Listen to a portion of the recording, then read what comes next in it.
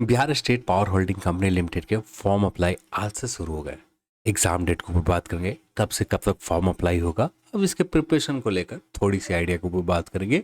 और यहाँ पर मोस्ट इंपॉर्टेंट ज़्यादातर कमेंट और चैटबॉट के मैसेज है, कौन लोग यहाँ पर फॉर्म अप्लाई कर सकते हैं, इसके ऊपर रिवाइज करने जा रहा हूँ। मैं हूँ अविनाश कुमार। चैनल पर आप नए हैं तो चैनल को सब्सक्राइब कर ले और इस वीडियो को आप अपने दोस्तों के साथ शेयर जरूर करें। तो इस ऑफिशियल नोटिस को आप देखने के लिए 14 जून कल के ही दिन ये ऑफिशियल नोटिस ऑफिशियल वेबसाइट के ऊपर आ गए थे।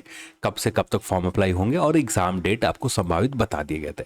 यहाँ पर ये एग्जाम डेट और आप यहाँ पर कब से कब तक फॉर्म अप्लाई कर सकते हैं ये डेट आप यहाँ पर देख सकते हैं। पहले जो फॉर्म अप्लाई करने की डेट निर्धारित की गई थी ये 1 अप्रैल से थे। अब इसे जो नए डेट निकल कर आ गए, 20 जून से आपका फॉर्म अप्लाई स्टार्ट होंगे और जो चलेगा आपका 19 जुलाई 2024 तक।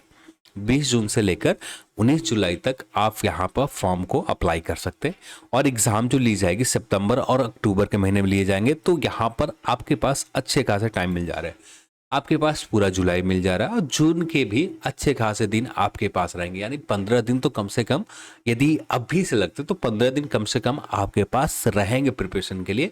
तो जुलाई हो गए, अगस्त हो गए, सितंबर हो गए, तो आपके पास ऑलमोस्ट 3.5 मंथ के करीब कन्फर्म है कि 3.5 मंथ आपको समय मिलेगा इस एग्ज़ाम के तैयारी करने को लेकर। हाँ, इससे पहले आपने स्टार्ट नहीं किया है तो ये आपकी गलती है।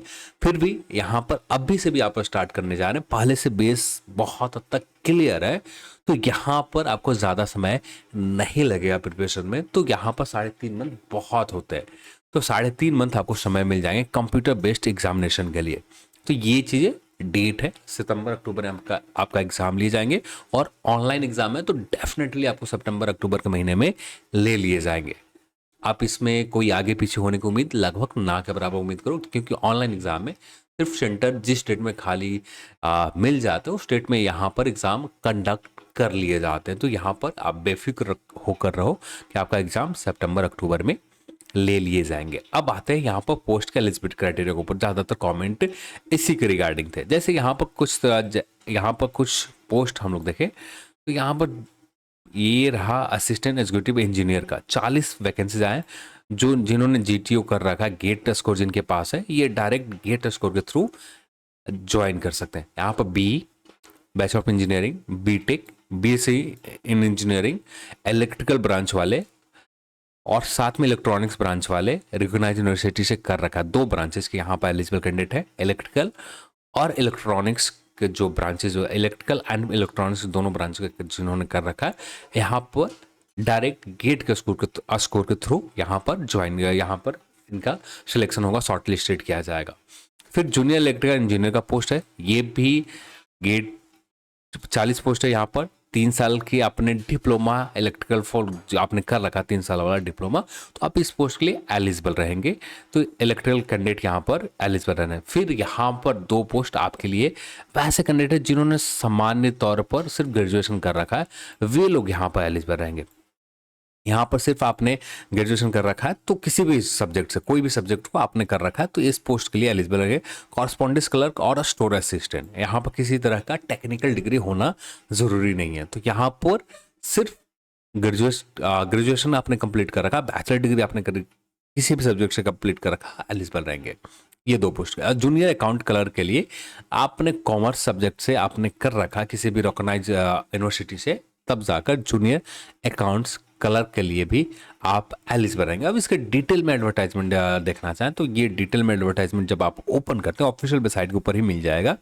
आपको वैकेंसीज नंबर यहाँ पर जूनियर कॉरस्पॉन्डेंस क्लर्क के ऊपर क्लिक करना है और यहाँ पर आपको समझ में आ जाएंगे। फिर यहाँ पर आप अकाउंट क्लर्क के भी क्लिक करना है। तो यहाँ पर अकाउंट क्लर्क के ऊपर हम लोग सबसे पहले बात कर लेते हैं, क्योंकि अभी इस क्वालिफिकेशन के ऊपर यहाँ पर सिंपल मेंशन किया गया, कॉमर्स सब्जेक्ट में मेंशन किया गया। द इक्विवेलेंट वाले यहाँ पर एलिजिबल नहीं रहेंगे। फिर यहाँ पर भी देखें कॉरस्पॉन्डेंस क्लर्क को लेकर भी, तो ये रहा कॉरस्पॉन्डेंट, यहाँ पर भी ग्रेजुएट किसी भी सब्जेक्ट से आपने कर रखा है, स्टोर असिस्टेंट किसी भी सब्जेक्ट से कर रखा है, आप एलिजिबल रहेंगे।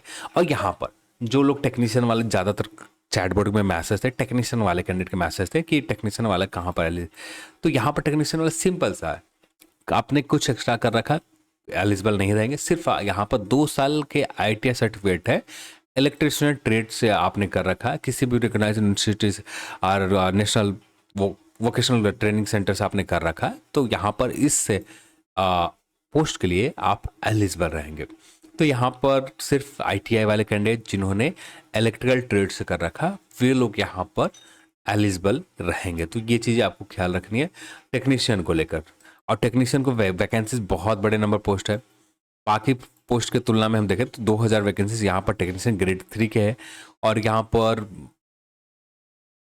फॉर्म कोई ज़्यादा विशेष अब यहाँ पर सीबीटी मोड में एग्जाम होंगे। इसके सिलेबस भी आप ऑफिशियल वेबसाइट के ऊपर डाउनलोड करके, ज़्यादा सिलेबस डिटेल में है नहीं, अर्थमेटिक है, फिर साइंस टेक्नोलॉजी आपके ट्रेड है जो उससे रिलेटेड प्रश्न पूछे जाएंगे और कुछ कंप्यूटर से रिलेटेड प्रश्न पूछे जाएंगे जो आप आसानी से यहाँ पर कवर कर सकते हो। तो ये चीज़ें यहाँ पर ये दोनों वैकेंसी के लिए। और यहाँ पर मैं सजेस्ट यही करूँगा कि एग्ज़ाम में आपके पास ज़्यादा समय नहीं है, सितंबर अक्टूबर में एग्ज़ाम ले लिए। अक्टूबर में होते हैं एग्ज़ाम तो आपके फेवर में ही रहता है।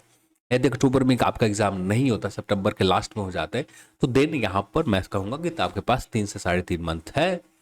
तो यहाँ पर प्रिपरेशन में आप अब भी से लग जाओ, ज़्यादा समय आपको नहीं मिलेगा कि इस एग्ज़ाम के लिए। तो चलिए आज के इस वीडियो में इतना ही, और इस वीडियो को देखने के लिए आप सभी को बहुत बहुत धन्यवाद। जय हिंद।